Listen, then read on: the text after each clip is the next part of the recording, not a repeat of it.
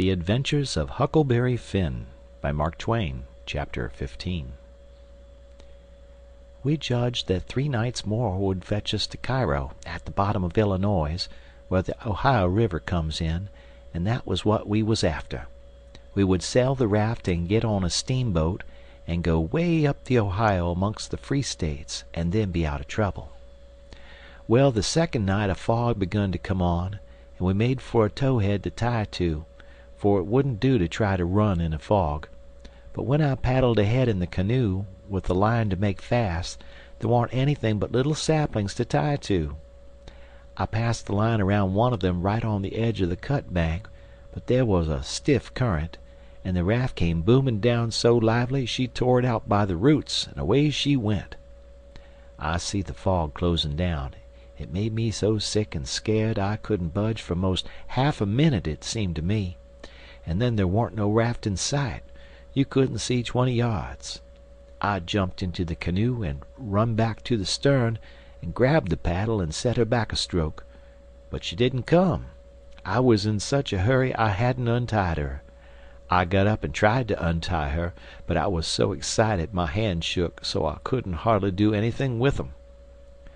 As soon as I got started I took out after the raft, hot and heavy, right down the towhead. That was all right as far as it went, but the towhead warn't 60 yards long, and the minute I flew by the foot of it I shot out into the solid white fog, and hadn't no more idea which way I was going than a dead man. Thinks I, it won't do to paddle. First I know I'll run into the bank or a towhead or something. I got to sit still and float, and yet it's mighty fidgety business to have to hold your hand still at such a time. I whooped and listened. Away down there somewheres I hear a small whoop. Up comes my spirits. I went tearing after it, listening sharp to hear it again.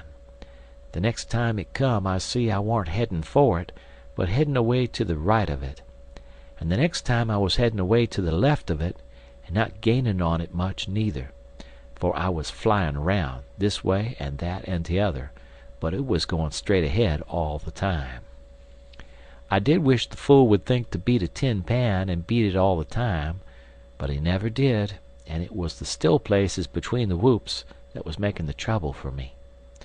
Well, I fought along, and directly here's the whoop behind me. I was tangled good now. That was somebody else's whoop, or else I was turned around. I throwed the paddle down. I heard the whoop again. It was behind me yet, but in a different place. It kept coming, it kept changing its place, and I kept answering, till by and by it was in front of me again, and I knowed the current had swung the canoe's head downstream, and I was all right if that was Jim and not some other raftsman hollering. I couldn't tell nothing 'bout voices in a fog, for nothing don't look natural nor sound natural in a fog. The whooping went on, and in about a minute I come a booming down on a cut bank with smoky ghosts of big trees on it, and the current throwed me off to the left and shot by, amongst a lot of snags that fairly roared, the current was tearing by them so swift. In another second or two it was solid white and still again. I sat perfectly still then, listening to my heart thump, and I reckon I didn't draw a breath while it thumped 100.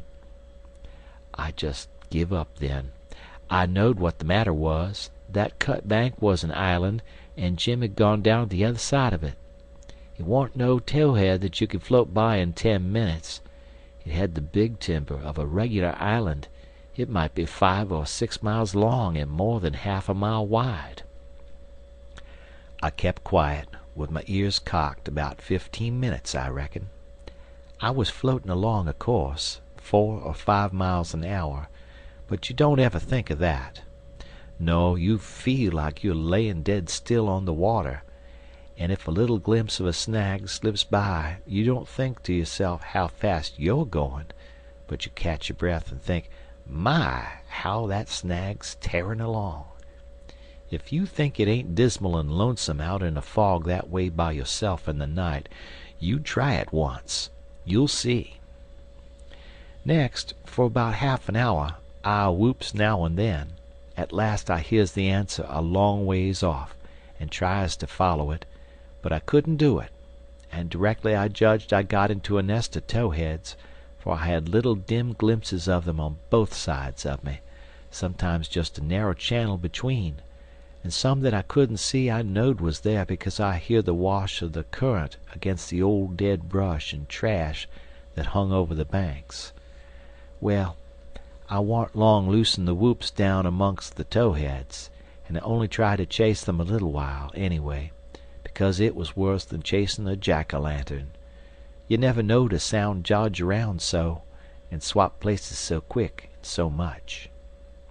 I had to claw away from the bank pretty lively 4 or 5 times to keep from knocking the islands out of the river, and so I judged the raft must be butted into the bank every now and then, or else it would get further ahead and clear out of hearing. It was floating a little faster than what I was. Well, I seemed to be in the open river again by and by, but I couldn't hear no sign of a whoop nowheres. I reckon Jim had fetched up on a snag, maybe, and it was all up with him. I was good and tired, so I laid down in the canoe and said I wouldn't bother no more. I didn't want to go to sleep, of course, but I was so sleepy I couldn't help it, so I thought I would just take one little catnap. But I reckon it was more than a catnap, for when I waked up the stars was shining bright, the fog was all gone, and I was spinning down a big bend stern first.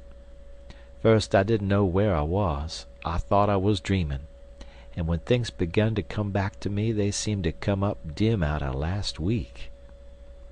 It was a monstrous big river here, with the tallest and the thickest kind of timber on both banks, just a solid wall, as well as I could see by the stars.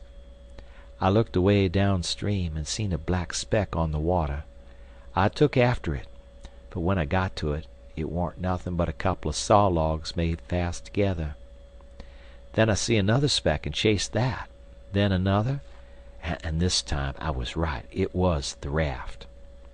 When I got to it, Jim was setting there with his head down between his knees, asleep, with his right arm hanging over the steering oar. The other oar was smashed off, and the raft was littered up with leaves and branches and dirt. So she'd had a rough time. I made fast and laid down under Jim's nose on the raft, and began to gap and stretch my fists out against Jim, and says, "Hello, Jim, have I been asleep? Why didn't you stir me up?" "Goodness gracious, is that you, Huck? And you ain't dead? You ain't drownded? You's back again? It's too good for true, honey. It's too good for true. Let me look at you, child. Let me feel of you. No, you ain't dead. You's back again, live and sound, just the same old Huck. The same old Huck, thanks to goodness." "What's the matter with you, Jim? You been a-drinking?" "Drinking? Has I been a-drinking?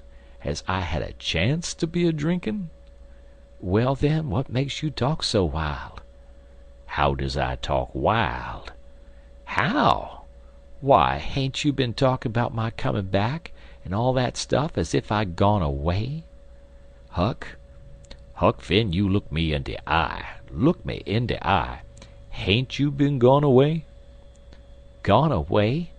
Why, what in the nation do you mean? I hain't been gone anywheres. Where would I go to?" "Well, looky here, boss. There's something wrong, there is. Is I me, or who is I? Is I here, or where is I? Now that's what I wants to know." "Well, I think you're here plain enough, but I think you're a tangle-headed old fool, Jim." "I is I?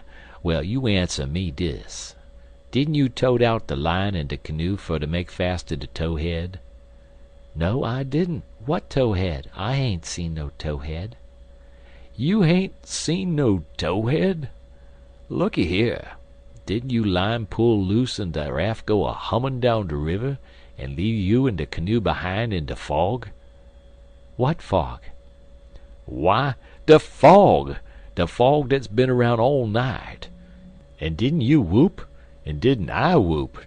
till we got mixed up in the islands and one of us got lost and the other one was just as good as lost, 'cause he didn't know where he was? And didn't I bust up agin a lot of dem islands and have a turrible time and most get drownded? Now ain't that so, boss? Ain't it so? You answer me dat." "Well, this is too many for me, Jim.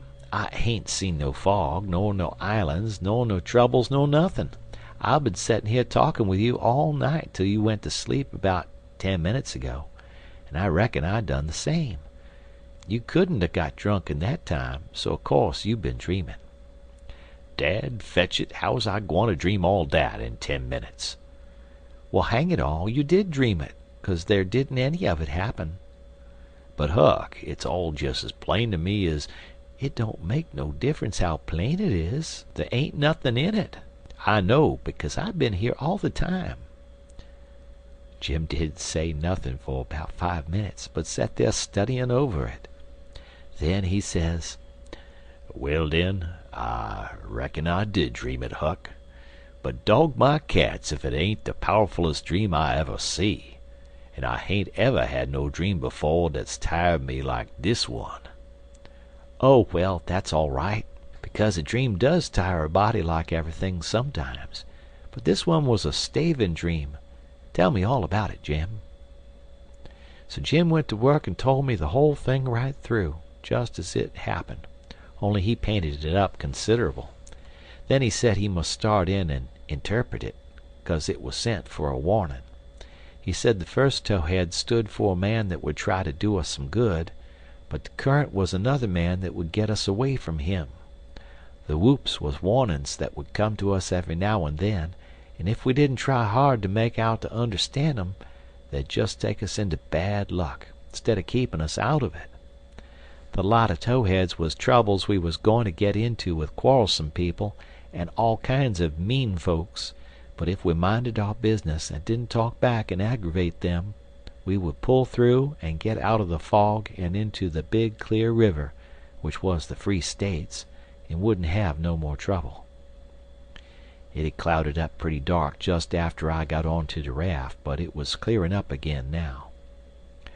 "Oh, well, that's all interpreted well enough as far as it goes, Jim," I says. "But what does these things stand for?"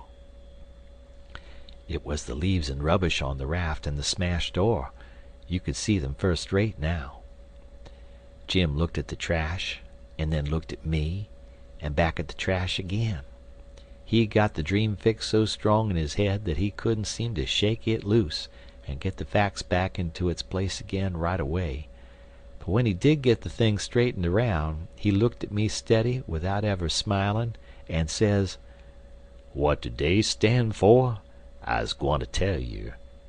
When I got all wore out with work, and wid the callin' for you, and went to sleep, my heart was most broke because you was lost, and I didn't keer no more what become of me and de raft. And when I wake up and find you back again all safe and sound, de tears come, and I could have got down on my knees and kissed your foot, I's so thankful. And all you was thinking 'bout was how you could make a fool of old Jim wid a lie. Dat truck dere is trash, and trash is what people is that puts dirt on de head of their friends and makes them ashamed." Then he got up slow and walked to the wigwam and went in there without saying anything but that. But that was enough. It made me feel so mean I could almost kissed his foot to get him to take it back. It was 15 minutes before I could work myself up to go and humble myself to a nigger,